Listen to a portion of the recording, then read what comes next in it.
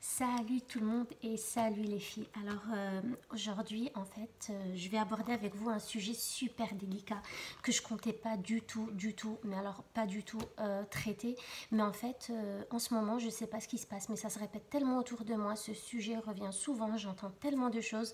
C'est arrivé à mes proches, ça m'est arrivé à moi, donc du coup j'aimerais bien vous en parler pour que vous soyez au courant. Alors on va parler des violences médicales en général. Alors malheureusement, ça touche beaucoup plus les femmes et malheureusement, ça arrive beaucoup plus souvent dans le domaine de la gynécologie. Mais moi, je vais vous parler du problème global en fait. Et les femmes, elles sont pas au courant au jour d'aujourd'hui qu'elles peuvent parler, qu'elles peuvent porter plainte, qu'elles peuvent voilà, s'en plaindre en fait à quelqu'un qu'il faut en parler. Il y a toujours cette honte, un peu cette pudeur, cette intimité. Voilà, une fois que c'est arrivé, on n'ose pas trop. Et puis il y a aussi cette pression de l'autorité, de la blouse blanche un peu, où on n'ose pas trop contredire les médecins, on n'ose pas trop donner notre avis, on n'ose pas trop refuser les choses. Mais bon, bref, voilà, je vais rester quand même assez générale, mais quand même en vous donnant des exemples concrets. Alors, il arrive qu'il y ait des femmes qui aillent consulter ou qui aillent voir un gynécologue et qui subissent des abus, alors soit physiques, soit verbaux, soit du harcèlement moral, peu importe, ça reste toujours une violence en fait, quelle qu'elle soit. Et ben, il y a différents degrés forcément, alors ça peut être une simple petite pique, une simple petite insulte, un jugement, mais ça peut aller très très loin. Il y a des femmes qui se sont fait violer carrément, donc ça vous pouvez le voir dans les articles, dans les reportages, ça arrive. Il y a des femmes à qui on a fait avaler des pilules pour qu'elles soient inconscientes. Enfin bref, il y a toutes sortes de choses, c'est atroce. Maintenant, qu'est-ce que je pourrais vous dire par rapport à ça? Ça arrive très souvent et en fait il faut en parler pour que tout le monde soit au courant. Moi ça m'est arrivé, je ne sais pas si je peux vraiment appeler ça violence gynécologique dans le sens super fort du terme, mais oui quand même ce qui m'est arrivé, je ne vais pas le banaliser. Alors oui, c'était dans le domaine de la gynécologie et c'était quand j'étais enceinte de mon tout premier enfant. Et donc c'était il y a 8 ans à peu près. Et en fait, ma gynécologue, qui est une femme, qui est censée être dans la compréhension et dans l'empathie, ne l'était pas du tout. Et à l'approche de mon accouchement, donc à peu près 2 semaines avant ma date prévue d'accouchement, en fait, elle m'a fait un check-up et elle y allait super fort. Et en fait, j'ai pleuré carrément à cet examen médical et on a tout pris en vidéo parce que à ce moment-là, mon mari m'accompagnait partout et filmait tous nos rendez-vous et en fait, pour qu'on garde des souvenirs. Sauf que ce jour-là, ben, le souvenir était un peu douloureux en fait. Et du coup, elle m'a fait tellement mal que j'ai crié. Et là, il y a eu une première moquerie sur un ton super ironique avec un sourire aux lèvres qui me dit ah, et ça veut accoucher sans péridurale. Donc genre j'ai mal là mais je veux quand même accoucher sans péridurale, n'importe quoi, voilà. Ça c'était un premier truc blessant de sa part que j'ai ressenti. Puis on est rentré et en fait ce jour-là j'ai perdu les os, donc bien avant l'heure parce que je pense qu'elle y allait tellement fort qu'elle a dû rompre les membranes en fait. Elle a dû faire quelque chose qui a vraiment traumatisé mon organisme et du coup j'ai perdu les os cette nuit-là. Et donc forcément je suis allée à l'hôpital et en fait comme c'était pas le moment, il n'y avait pas de contraction. Donc on m'a laissé clouer dans un lit d'hôpital. Mais ça, je répète, c'est pas vraiment ça la violence. Là, la violence verbale, elle a eu lieu. Mais ce que je vais vous dire après, c'est ça que j'ai mal ressenti en fait.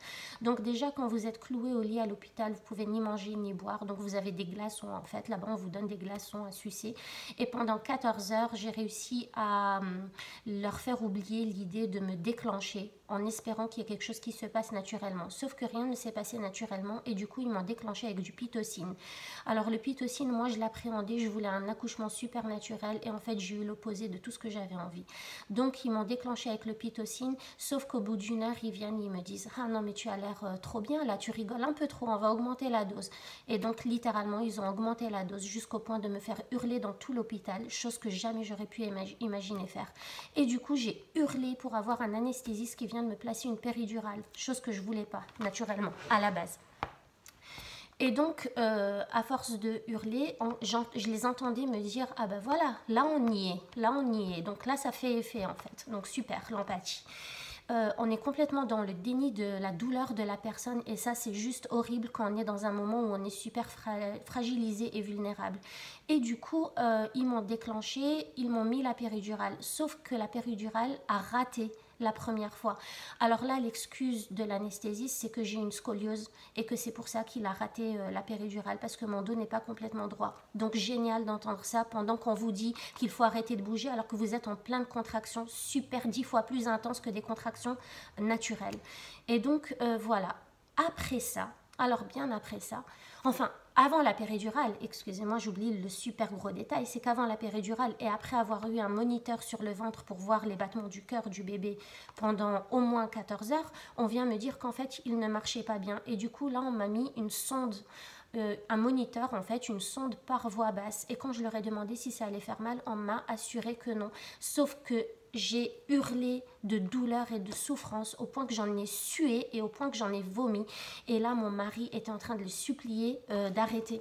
Et donc, ils n'ont pas arrêté. Ils me disaient que non, il fallait faire ça et que c'était le meilleur moyen. Sauf que moi, je me demandais pourquoi ils n'avaient pas vu ça bien avant. Pourquoi ils ne s'étaient pas rendu compte que le moniteur normal qui était placé sur le ventre ne marchait pas. Mais bon, bref, on m'a fait vraiment souffrir et on n'a pas écouté mes envies et mes besoins. Il y a des choses que j'avais pas envie qu'on me fasse. Voilà. Et en fait, tout ça, toute cette souffrance pour rien, parce que finalement, j'ai fini en césarienne. Alors, chose que j'aurais jamais imaginée, c'est sûr. Alors, une césarienne, quand c'est bien réfléchi et quand il y a une bonne excuse pour ça, parce qu'il y a un risque pour la maman, pour le bébé, ok. Mais là, c'était une césarienne qui m'a été imposée, en fait, après qu'il y ait eu un check-up qui m'a tout foiré, en fait, dans mon protocole. Bref, donc je finis en césarienne et ils ont oublié mon mari dans la salle alors qu'ils devaient l'habiller et le ramener avec moi. Donc j'ai pas eu mon mari avec moi au début. Sauf que quand ils se sont souvenus qu'il n'était pas là, ils sont allés le chercher, ils l'ont fait rentrer juste au moment où le gars me coupait le ventre avec le scalpel. Ouais, ça peut paraître vraiment horrible. Mais bon voilà, il est rentré, il a eu la première image, c'est du sang quoi sur mon ventre. Il les a vus faire. Et en plus, moi je sentais toute la pression sur mon ventre. Alors je dis pas que c'est une césarienne, on est sous péridurale, ok, c'est doux. Non, c'est pas doux parce qu'on sent quand même certaines choses. Et quand on ne nous prévient pas et qu'on ne nous guide pas sur toutes les étapes, eh ben, ça peut faire mal psychologiquement en fait, et même physiquement, parce que à la fin, moi, je me suis sentie trahie et abusée. Et on peut dire que je me suis même sentie violée parce que mon corps ne m'appartenait pas.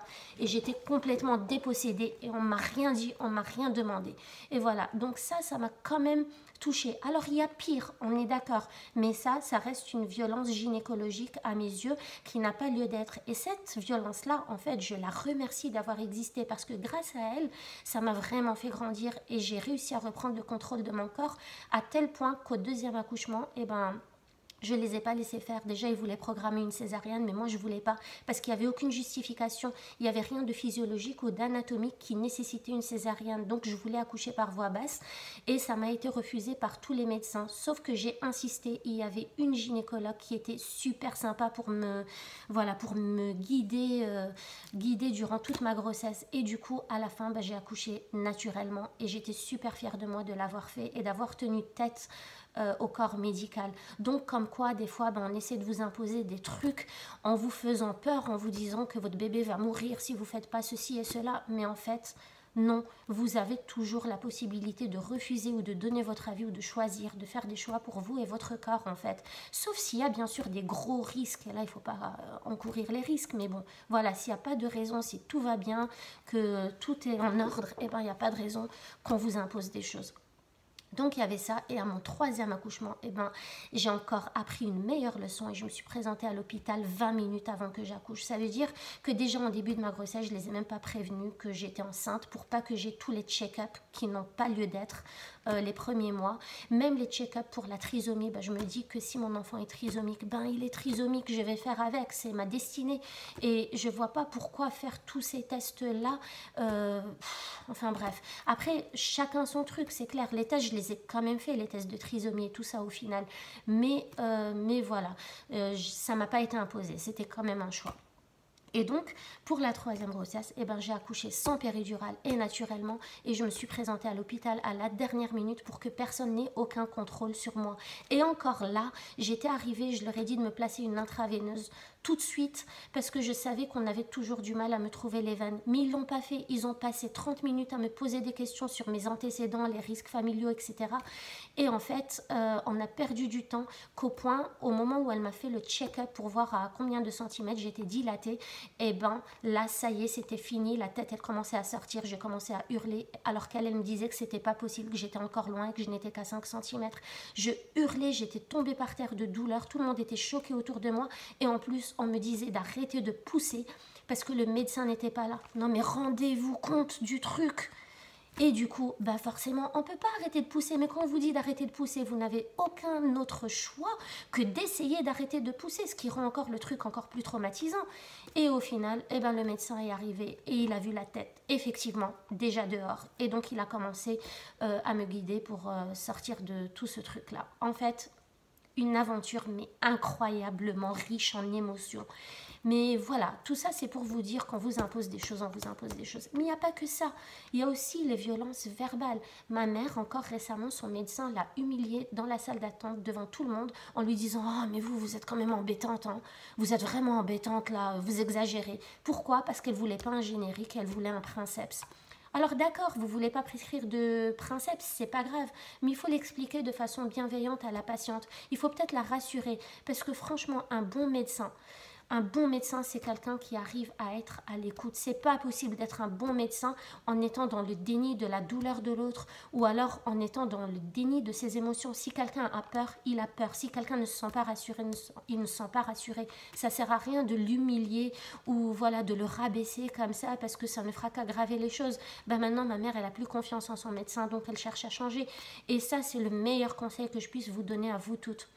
Si vous ne vous sentez pas bien avec votre médecin, il faut le changer. Ne vous sentez jamais obligé de faire quelque chose qu'on ne veut pas, que vous ne voulez pas faire en fait. Et même déjà un médecin à la base, il est censé respecter votre pudeur. Donc moi, quand je me suis présentée chez une gynéco et qu'elle m'a dit oui, oui, allez, déshabillez-vous et puis allez sur la table là à côté, bah, c'était clair que c'était non, non, non, j'ai non. Mais carrément non. Et ça, c'est un truc qu'aux États-Unis, j'ai vraiment apprécié, c'est qu'ils respectent votre pudeur, ils vous couvrent toutes les parties de votre corps qu'ils n'ont pas besoin de vérifier à ce moment-là.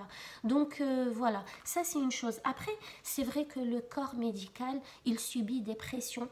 Eux aussi subissent des violences en quelque sorte du système, des violences financières, ils n'ont pas les moyens, des violences de conditions de travail, les conditions carrément sont déplorables, voilà. Mais ça n'excuse pas. Un bon médecin, quand même, c'est quelqu'un qui doit être à l'écoute, qui fait des examens cliniques corrects et complets. Et donc, voilà, ça, c'est vraiment quelque chose que j'avais à cœur pour vous en parler parce que ça s'est passé récemment encore autour de moi. Il y a tout le temps des histoires comme ça. Une dame, on lui a dit qu'elle était trop grosse, donc qu'ils n'allaient pas lui prescrire la pilule. Une autre, elle était trop grosse, donc elle n'allait jamais avoir d'enfant, celle-là. Mais voilà, ok, on peut expliquer des conséquences médicales par rapport à la santé, etc., mais toujours de façon bienveillante, pas de ces façons-là. Une fois qu'on se sent humilié ou abusé ou violé ou trahi ou n'importe, c'est déjà un gros signal d'alarme et c'est qu'il faut fuir en fait. Voilà, vous avez peut-être l'impression que j'exagère, mais non, en fait, il faut fuir ce genre de choses. Voilà, et puis il y avait encore l'épisiotomie par exemple. Ça, c'est l'exemple qui revient le plus souvent quand on parle de violence gynécologique. L'épisiotomie, on sait aujourd'hui qu'en fait, elle n'évite pas les déchirures. Au contraire, elle accélère un accouchement pour que ce soit plus rapide et moins douloureux en cas de problème majeur, mais elle n'évite pas les déchirures. Au contraire. C'est une déchirure elle-même. Donc, qu'on ne vienne pas nous dire « Ah oui, oui, non, non, mais il fallait la faire. » Non, il faut demander l'avis de la maman. Il faut demander l'avis de la patiente. Il faut peut-être en parler bien avant. Alors, il y a certains médecins qui nous disent « Ah oui, mais les patientes, elles ne nous en parlent pas. Donc, pour nous, c'est que ce n'est pas important pour elles. » Ben non, elles ne sont peut-être pas au courant de toutes ces choses-là. Donc vraiment, il faut en parler avant. Et ayez quand même un plan d'attaque, même si ça ne se passe pas toujours comme on veut quand il y a un accouchement, ça c'est clair, ça ne se passe jamais pratiquement comme on veut. Mais il faut quand même avoir certaines idées en tête. Pour mon 3e accouchement, je voulais qu'aucun médecin passe dans ma chambre. Je voulais pas qu'il vienne me voir chaque 5 minutes pour savoir où j'en étais, si ça se faisait, si ça se faisait pas, qu'est-ce qui se passait. Parce que je subissais des pressions. Ah oui, là quand même, s'il se passe rien, on va devoir briser les membranes. Ou on va devoir briser la poche des os. Mais non, mais laissez les choses faire, laissez les choses faire. Je ne connais pas un seul bébé qui est resté dans le ventre de sa mère toute sa vie, c'est pas possible. La nature fait très bien les choses. Donc voilà, là j'ai parlé vraiment du domaine gynécologique, mais ça peut arriver dans n'importe quel domaine, ça peut arriver n'importe où. Voilà, voilà. Et encore, le même médecin qui a humilié ma mère m'a dit que ma grand-mère allait quand même bien mourir un jour.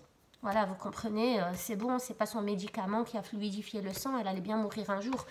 Mais oui, on va tous mourir un jour, mais c'est pas une raison. C'est pas une raison pour souffrir avant l'heure, quoi. Il y a deux super documentaires, enfin un film et un documentaire sur Netflix qui sont géniaux. Alors là, l'un s'appelle, attendez que je me rappelle, l'un s'appelle Call the Midwife. Il est vraiment génial. Il est en anglais, mais je crois que vous pouvez avoir les sous-titres en français. Il est extraordinaire parce que ça montre l'empathie et la compassion des sages-femmes. À l'époque, c'est elles qui faisaient naître les bébés et elles s'occupaient de la maman. Et c'est vraiment touchant, c'est quelque chose à voir si vous avez Netflix. Le deuxième, c'est Tu enfanteras dans la souffrance ou dans la douleur. Attendez que je regarde. Je crois que c'est Tu enfanteras dans la douleur. Tu enfanteras dans la douleur.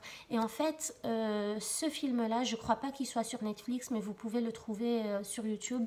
Et en fait, il parle... alors quand on voit le titre comme ça, moi j'étais un peu confuse. Je croyais qu'il allait parler de la douleur de l'accouchement normal. Mais en fait, non, c'est de ces douleurs psychologiques-là et des douleurs qu'on subit par les médecins, en fait, par les médecins un peu abusifs. Voilà, voilà. Bah, j'espère que cette vidéo va vous apporter. Moi, vous me dites si vous avez subi quelque chose de ce type-là ou si vous connaissez quelqu'un à qui c'est arrivé. Mais voilà, sachez que vous pouvez porter plainte, sachez que vous pouvez aller au tribunal aussi et sachez que vous pouvez aller voir la police. Alors, il faut savoir que malheureusement, même si vous portez plainte, en général, il n'y a rien après. Mais voilà, ça peut toujours soulager d'en parler et de faire la procédure jusqu'au bout. Les policiers, en général, ils ne sont pas sensibilisés face à ça du tout. Alors déjà, par rapport aux femmes battues, etc., si à peine ils prennent ça au sérieux, mais alors si vous venez leur dire que votre gynécologue vous a fait un examen qu'il ne devait pas faire ou vous a un peu trop déshabillé ou n'importe, oui, c'est clair qu'ils risquent de ne pas vous prendre au sérieux. Mais peut-être que plus on en parle, plus ça va être pris au sérieux, plus tout le monde sera écouté à ce sujet-là. Et je suis sûre que ça arrive aux hommes aussi. Mais voilà, c'est toujours la faiblesse de la femme et je ne sais pas pourquoi dans cette société, c'est toujours les femmes qui sont abusées de ce côté-là. Voilà, voilà. Désolée pour la longueur de la vidéo, mais il fallait vraiment que je partage avec vous. Allez, à bientôt. Et si vous avez aimé le contenu et que vous aimeriez que je fasse des contenus du même style, ben n'hésitez pas à liker la vidéo. Comme ça, elle remonte dans la liste et comme ça, tout le monde peut la voir. Allez, à bientôt.